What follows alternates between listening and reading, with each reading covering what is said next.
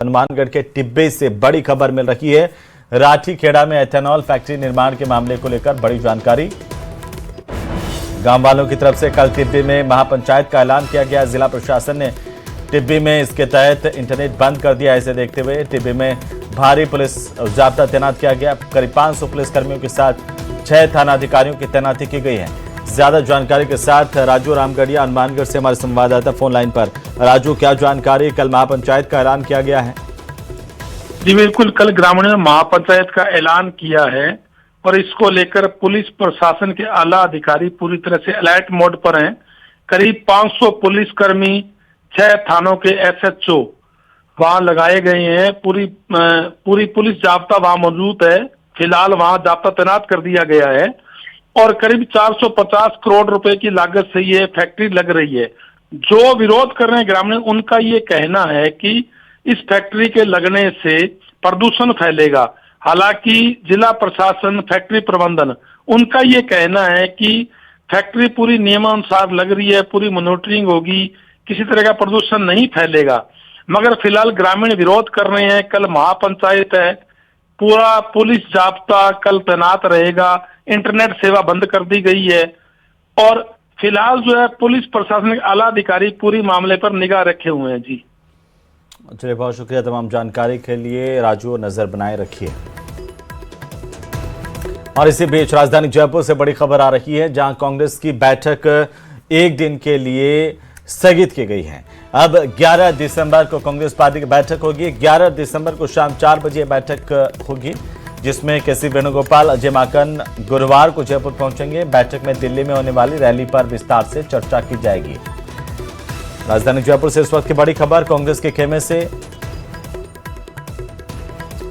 Delhi rally की तैयारियों को लेकर कांग्रेस लगातार जुटी है और अब ये बैठक एक दिन के लिए स्थगित की गई है।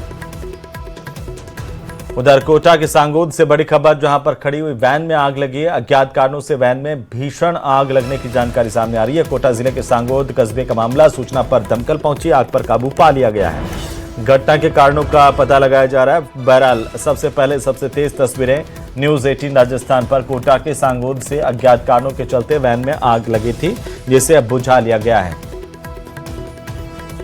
हालांकि इस दौरान वैन जलकर खाक हो गई।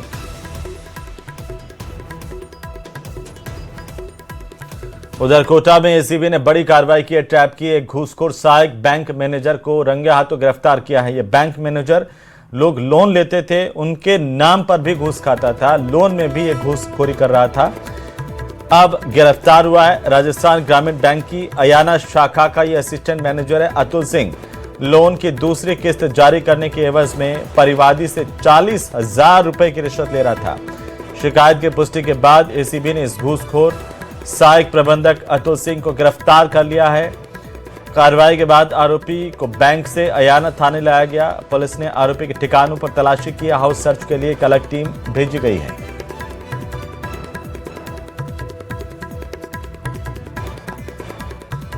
चीज को एसीबी कार्यालय कोटा में संपर्क किया और बताया कि मैंने जो है कोटा ग्रामीण बैंक से, राजस्थान ग्रामीण बैंक से होम लोन सैंक्शन करवाया है 24,50,000 रुपए।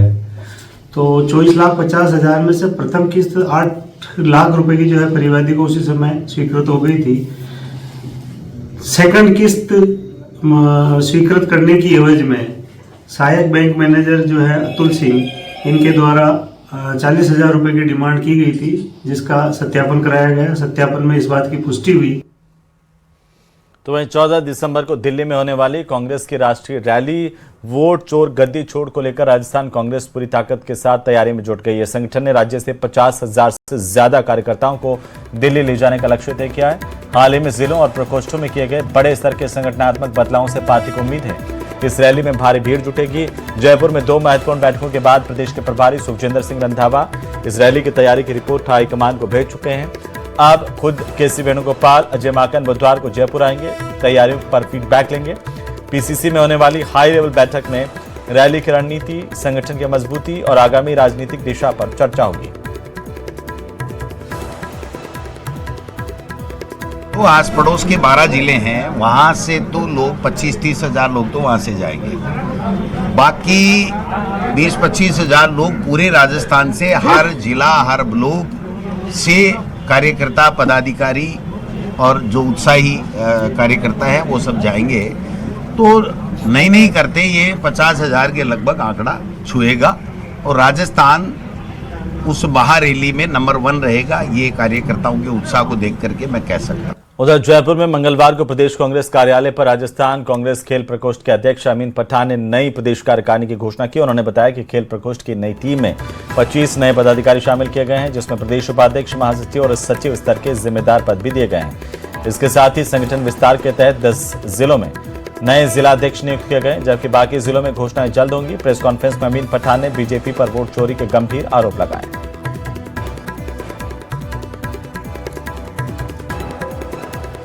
हम हमारी प्रदेश कार्यकारिणी डिक्लेयर कर रहे हैं, उसमें कुछ जिलाध्यक्ष और प्रदेश के पदाधिकारियों की सूची हमारे प्रदेश नेतृत्व से बात करके और जो एक्टिव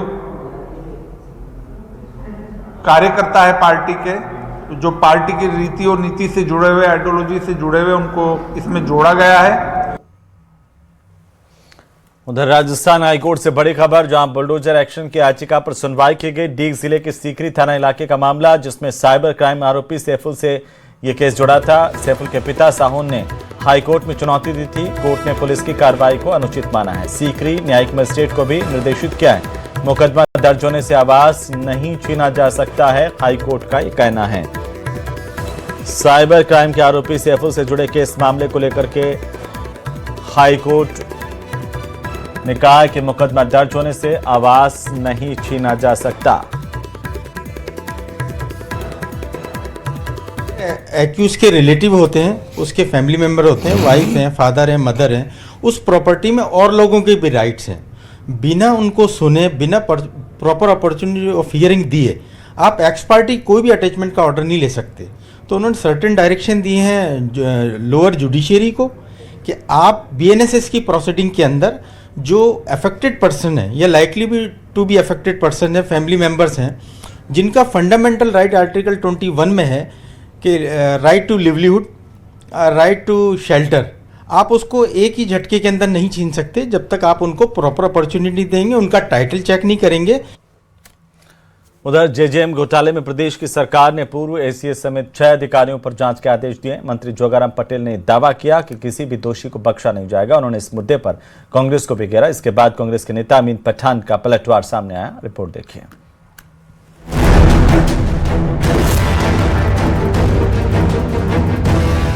जेजेएम घोटाले पर वार पलटवार, अधिकारियों की होगी विस्तृत जांच। भ्रष्टाचार के मामले में बड़ा एक्शन।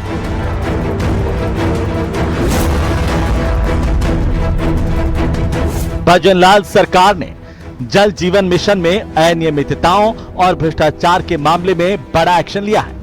पूर्व एसीएस समेत 6 अधिकारियों पर 17A में विस्तृत जांच की मंजूरी दी गई है। अफसरों पर तकनीकी और वित्तीय मूल्यांकन समितियों में बड़ी गड़बड़ी और फर्जीवाड़े के आरोप हैं।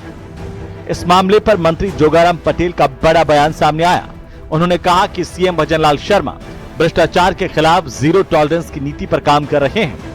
इसी के तहत सरकार ने सख्त कदम उठाए हैं। अब विभाग और भ्रष्टाचार निरोधक ब्यूरो इनके विरुद्ध सख्त कार्रवाई करेगा और जो दोषी है कानून के अनुसार, नियमानुसार और पारदर्शिता से इनको विरुद्ध भी कार्रवाई होगी। और मैं पुनः दोहराता हूं कि इस भाजपा सरकार में, यशस्वी मुख्यमंत्री के नेतृत्व वाली भाजपा सरकार में किसी तरह का कोई आरोप किसी मंत्री या जनप्रतिनिधि पर नहीं लगा, न लगेगा, ऐसा हमारा विश्वास है। परंतु कांग्रेस के कार्यकाल के दौरान करीब करीब सभी जनप्रतिनिधियों पर कोई न कोई आरोप लगे हैं और ये जल जीवन मिशन का घोटाला ये बहुत ही बड़ा घोटाला है और उसका सबक जो भी भ्रष्टाचारी है उनको मिलेगा। तो वहीं इस मामले पर अब कांग्रेस के नेता अमीन पठान का पलटवार भी सामने आया। उन्होंने आरोप लगाए कि भाजपा ने कांग्रेस के समय की जन कल्याणकारी योजनाओं को बंद किया।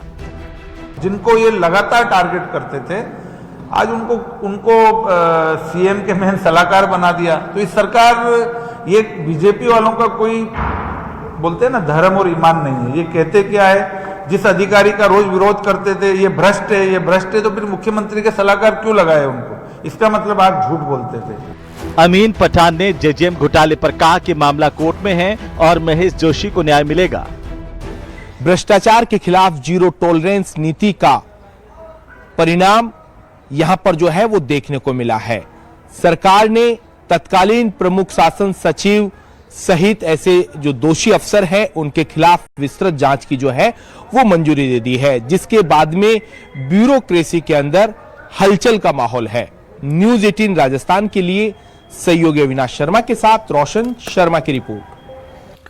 तो वहीं उदयपुर शहर के एक अपार्टमेंट की लिफ्ट में महिला करीब 2.5 घंटे तक फंसी रही। लिफ्ट के ऊपर के माले से यह लिफ्ट नीचे आ रही थी, तभी अचानक से दीवार से टकराई।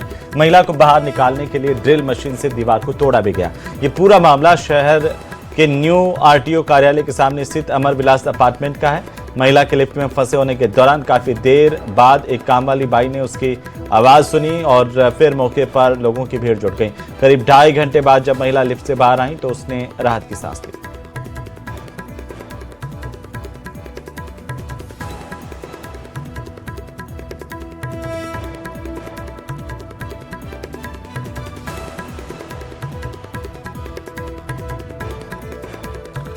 कोटा के किशोरपुरा इलाके में आस्था का सैलाब उमड़ पड़ा। यहां पर एक पुराने पेड़ की जड़ों को हटाते वक्त हनुमान जी की एक प्रतिमा यहां दिखाई दी। इसे लोग चमत्कार से कम नहीं मान रहे हैं। प्रतिमा निकलने वाली जगह पर विशेष पूजा अर्चना का दौर भी शुरू हो गया।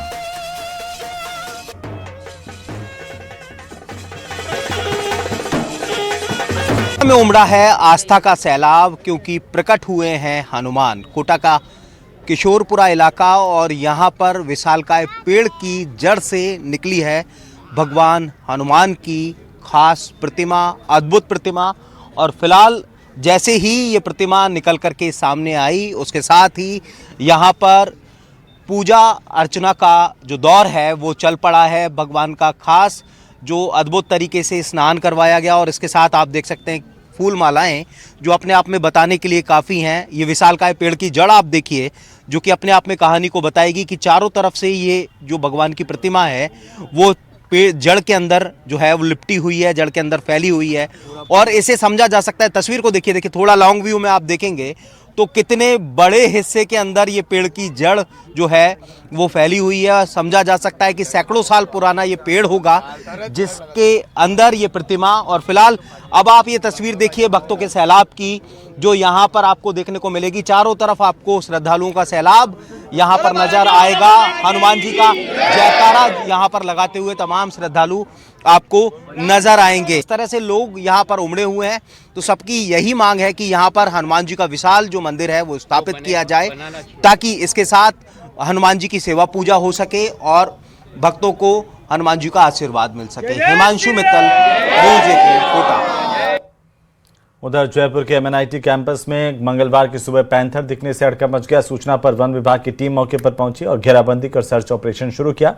कुछ ही देर में पैंथर जो है वो लोकेट हुआ, जिसे डॉक्टर अरविंद माथुर ने सुरक्षित ट्रैंकुलाइज किया है। इसके बाद रेंजर जितेंद्र सिंह और उनकी टीम ने इस पैंथर को पिंजरे में डालकर सफलतापूर्वक इसका रेस्क्यू किया। टीम अब पैंथर को उसके प्राकृतिक आवास में शिफ्ट कर रही है। जयपुर में पिछले 30 दिनों में 8 बार रिहायशी इलाकों में पैंथर का मूवमेंट दर्ज हुआ है। पिछले 48 घंटों में इसे 5 बार रिकॉर्ड किया गया, जिससे लोगों में दहशत थी। एक के बाद एक 6 रेस्क्यू, आज फिर लेपर्ड का रेस्क्यू किया गया है। राजधानी जयपुर में पिछले 3 दिनों से बजाज नगर अनीता कॉलोनी में इस पैंथर का मूवमेंट था। वन विभाग ने अब तक के इतिहास का सबसे फास्ट रेस्क्यू किया है। आधे घंटे के अंदर इस सब एडल्ट मादा पैंथर को रेस्क्यू करके ट्रैंकुलाइज किया गया MNIT के अंदर और तुरंत इसको पकड़ करके बिना किसी की जनहानि किए यहाँ लाया गया है। लगातार जिस तरह से घटनाक्रम हो रहा है, क्या पूरा मामला रहा है, क्या चीज़ें रहे, विशेषज्ञ टीम हमारे साथ में मौजूद है, बातचीत करें। सर, क्या पूरा मामला था, किस तरह से रेस्क्यू हुआ? एमएनएटी में आज लेपर्ड की सूचना हमारी मिली, तो हमारे जो रेंज ऑफिसर साहब हैं वो और ये पूरी टीम वहाँ पहुँची। एमएनएटी जो कैंपस था, विवेकानंद जो छात्रावास है, वो काफ़ी बड़ा है, वहाँ पे काफ़ी एरिया ओपन एरिया था। तो उन्होंने बताया कि उसके फर्स्ट या सेकंड फ्लोर में वो लेपर्ड को करीबन आधे घंटे पहले देखा था। इसीलिए निकल रहे हैं क्योंकि अपनी टेरिटरी बनाने के लिए रहते हैं, और जैसा कि बताया गया है कि सर्दी के मौसम में डे लाइट कम होती है, सूरज देर से निकलता है, तो ये जैसे बाहर निकलते उनको लगता है कि मैं जंगल में ही हूँ, लेकिन अचानक जब धूप आती तो ये कहीं ना कहीं ये छुप के बैठता है और फिर रात को फिर मूवमेंट करता है। कैमरा पर्सन दिलीप चेची के साथ में अरबाज अहमद, न्यूज़ 18 के लिए जयपुर से। अजमेर के कोटड़ा हरिभाऊ उपाध्याय नगर में दिन दहाड़े चोरी की वारदात हुई है और बदमाशों ने फ्लैट का ताला तोड़कर करीब 15 लाख के कथित तौर पर सोने चांदी के गहने चुरा लिए। शिव रेजिडेंसी स्थित फ्लैट संख्या 20 में यह वारदात हुई। 2 बदमाश सीसीटीवी में कैद हुए हैं। आरोपियों ने 20 मिनट में इस पूरी वारदात को अंजाम दिया। पीड़ित आयुर्वेद डॉक्टर अवंतिका ने मामले की शिकायत पुलिस से की। इसके बाद अब बदमाशों की पहचान करने में पुलिस जुटी हुई है।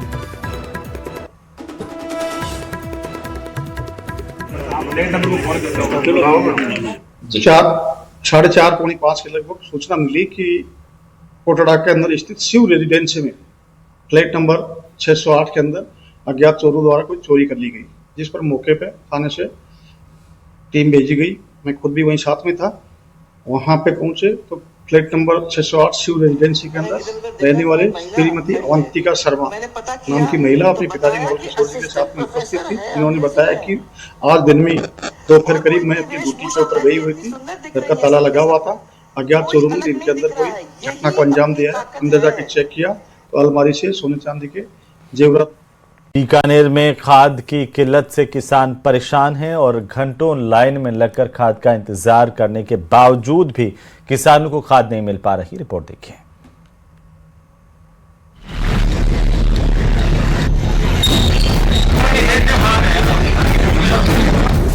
खाद का संकट, बिगड़े हालात, किसानों और पुलिस में धक्का मुक्की, घंटों का इंतजार, फिर भी हाथ खाली। बीकानेर के किसान खाद की किल्लत से जूझ रहे हैं। सुबह से लेकर शाम तक किसान सहकारी समितियों और निजी डीलरों के बाहर लाइन में लगकर इंतजार कर रहे हैं, लेकिन उन्हें खाली हाथ ही लौटना पड़ रहा है। जिले के सभी ग्रामीण इलाकों में किसानों की एक ही चिंता है कि आखिर यूरिया कब मिलेगी। कृषि विभाग ने रबी के सीजन के लिए बीकानेर जिले से कुल 80,500 मीट्रिक टन यूरिया की डिमांड भेजी थी, लेकिन अब तक केवल 33,000 मीट्रिक टन की आपूर्ति ही मिल पाई। दिसंबर महीने की डिमांड 21,500 मीट्रिक टन की थी, जबकि सप्लाई महज 6,000 मीट्रिक टन हुई। किसान लाइन में लगते हैं, फॉर्म भरते हैं, आधार जमाबंदी जमा करवाते हैं, लेकिन इतना सब करने के बावजूद भी उनके हाथ खाली हैं। बहुत ज्यादा परेशानी है। हाथ मिलन को लाइन में लाग जाओ तो दिन में लगा तो पचा खाली जाम तरह हाथ मिलन को लाए। यूरिया की बहुत परेशानी है, यूरिया की अभी बहुत डिमांड है। बस पानी आया है, पानी मिलने खाद मिल नहीं रही है, कई दिनों से परेशान है। आधो को नंबर से दिया गया, आधो बिना नंबर दे दिया, पूरा कट्टे निकल गए और हम ऐसे रह गए। नंबर आता ही नहीं है सुबह 6 बजे से। अब बोल रहे रैली कंफर्म नहीं आएगी या नहीं आएगी। लूणकरण सर में तो हालात धक्का मुक्की और पुलिस के पहरे में यूरिया खाद के टोकन बंटवाने तक पहुंच गए। किसानों के साथ महिलाएं भी सुबह से शाम तक लाइनों में लगी हैं, लेकिन उन्हें भी निराशा का सामना करना पड़ रहा है। बैठे हुए थे, कोई सानू खाद नहीं मिल रही। 3 दिन हो गए और खाद मिलूगी तो फसल होगी, फसल सुक्की जाती है। साडी खाद को नहीं मिलने लग रही, फसल जावे तो जिमीदार गया। ना रोटी ना पानी ना चाह ना की कोनी है मरकन। अठे बैठ जावन दिन के 6 बजे का लगेड़ा लेन में। खाद संकट की इस स्थिति में प्रशासन जल्द यूरिया उपलब्ध करवाने का भी दावा कर रहा है। उपलब्धि के लिए रेगुलरली जो है कृषि विभाग के साथ भी मीटिंग की जा रही है और जहाँ भी कहीं आवश्यकता है उसे राज्य स्तर पर फ्लैग भी किया जा रहा है।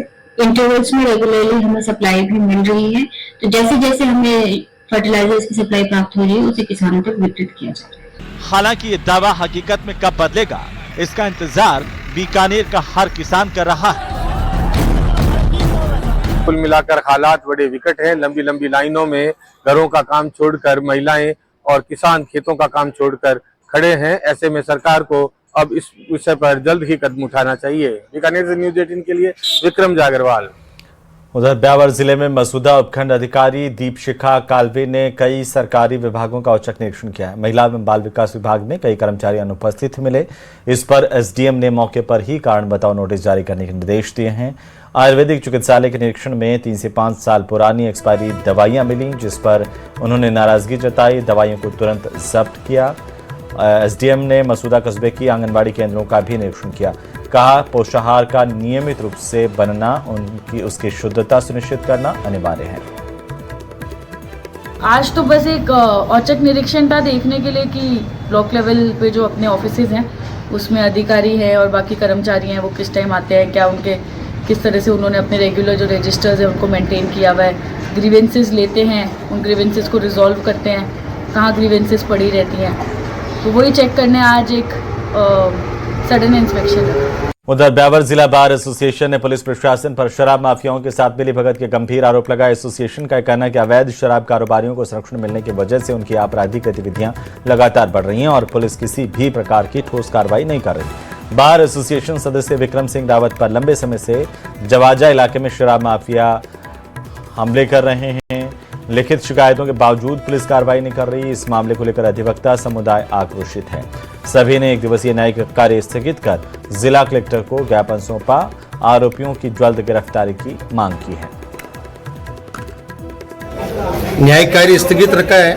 हमारे साथी अधिवक्ता विक्रम सिंह रावत के साथ काफी समय से जेवजा थाना क्षेत्र में उसके परिवार पर हमला हुआ है, उसके साथ मारपीट हुई है। समय समय पर हमने पुलिस अधिकारियों को और प्रशासनिक अधिकारियों को इस बारे में अवगत कराया, लेकिन आज हमें ये ठोस कदम उठाना पड़ा क्योंकि पुलिस और प्रशासन ने आज तक कोई कार्रवाई नहीं करी। भीलवाड़ा में यूआईटी की ओर से शहर में पुराने कियोस्क 2 दिनों के अंदर खाली कराने के आदेश जारी होने के बाद कियोस्क संचालक बड़ी संख्या में कांग्रेस नेताओं के साथ यूआईटी कार्यालय पहुंचे। संचालकों ने ज्ञापन दिया, मांग की है कि जिन कियोस्कों पर सालों से नियमित रूप से व्यापार चल रहा है, जिनसे परिवार की आजीविका जुड़ी है, उन्हें तोड़ा नहीं जाए।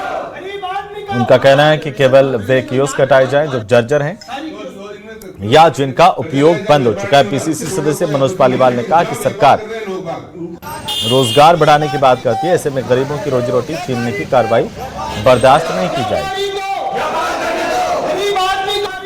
भीलवाड़ा के अंदर जो शहर के अंदर समस्त कियोस्क हैं उनको एक साथ तोड़ने का यूआईटी सेक्रेटरी महोदय ने आदेश दिया है अखबार के माध्यम से। हम ये कहना चाहते हैं हमारे नेता प्रतिपक्षी की आवाज के अंदर कि भीलवाड़ा शहर के तमाम जो कियोस्क उनको नहीं तोड़ा जाए। जो कियोस्क नियमित रूप से व्यापार संचालित कर रहे हैं उनको व्यापार करने का अवसर दिया जाए। राजस्थान की सरकार हो चाहे केंद्र की सरकार हो, वो गरीब आदमियों को व्यापार करने के लिए, रोजगार उपलब्ध कराने के लिए बली है। इस तरीके से उधर जोधपुर से बड़ी खबर, जहां 5 और 8 साल के बच्चे घर से निकले हैं। माता पिता फरियाद लेकर अब थाने पहुंचे हैं और एसएचओ ने मामले को गंभीरता से लिया है। एसएचओ ने तुरंत टीम को काम पर लगा दिया है। 3 घंटे के अंदर दोनों बच्चों को ढूंढ निकाला गया। बड़ी खबर, जोधपुर में ये बच्चे सकुशल पुलिस ने रेस्क्यू कर लिए हैं, मिल गए पुलिस को। अब इन्हें इनके माता पिता को भी सौंप दिया गया। आज शाम को 5 बजे के आसपास ये 10 सेक्टर से 2 औरतें आई और उन्होंने जो गुरुते घबराते हुए बोला कि हमारे बच्चे 2 बच्चे थे, एक दोनों के, और वो 4 बजे कहीं खेलते खेलते निकल गए। तो इस पे जो उनकी बच्चों की जो इस तरह से जो जब भी धौलपुर में पुश्तैनी जमीन पर हक पाने के लिए सेपो क्षेत्र की एक महिला पिछले कई महीनों से अफसरों के चक्कर काट रही है, लेकिन न्याय मिलते न देखकर अब उसका सब्र टूट गया है। पुरैनी का पुरा निवासी शीला कुशवाहा का आरोप है कि उनकी जमीन पर दबंग पड़ोसियों ने कब्जा कर लिया है। 3 जून 2025 से आज दिनांक तक उसे अपने ही खेत में हल तक नहीं चलाने दिया जा रहा। महिला का यह कहना है कि 20 अगस्त 2026 को एसडीएम तहसीलदार पटवारी की मौजूदगी में सीमांकन और पत्थर गड़ी करवाई गई थी, लेकिन आरोपियों ने सारे पत्थर उखाड़ करके फेंक दिए। अवैध कब्जा कर रखा है। महिला ने परिवार समेत शांतिपूर्ण धरना देने की अनुमति मांगी है। कहा कि अगर न्याय नहीं मिला तो वो धरना देकर अपनी आवाज प्रशासन तक पहुंचाएगी। परेशान हूँ, 7 महीना से खेत बंजर पड़ा हुआ है, ना जोतने दिया ना बोतने दिया। दबंग लोगों द्वारा उस पर अतिक्रमण कर रखा है। करौली